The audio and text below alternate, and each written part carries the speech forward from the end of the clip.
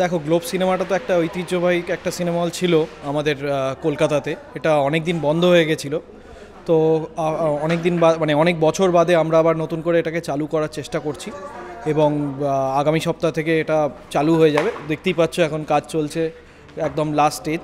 So দুটো screen হয়ে যাচ্ছে এখানে।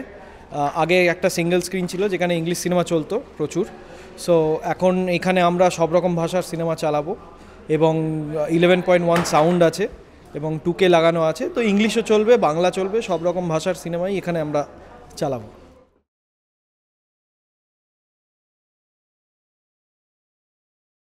দেখো, ফিউচারে প্ল্যানিং বলতে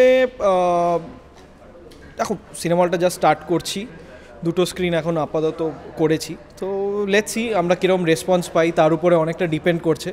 এবং আমার যেটা ফিউচারে প্ল্যান সেটা হচ্ছে, ধরো আরও কিছু মমর্শল বা আরও যদি কলকাতায় কিছু সিনেমা হল করতে পারি তো সেটা ভালো হয়। বিকজ আজকের দিনে আমরা সিনেমা হল, যখন সিনেমা রিলিজ হয়, সিনেমা হলের সংখ্যা অনেক কমে গেছে। একটা টাইমে 800 সিনেমা হল ছিল, সেখান থেকে এখন গিয়ে 100 থেকে 200টা থেকে কম সিনেমা হল এখন আছে পশ্চিমবাংলায়।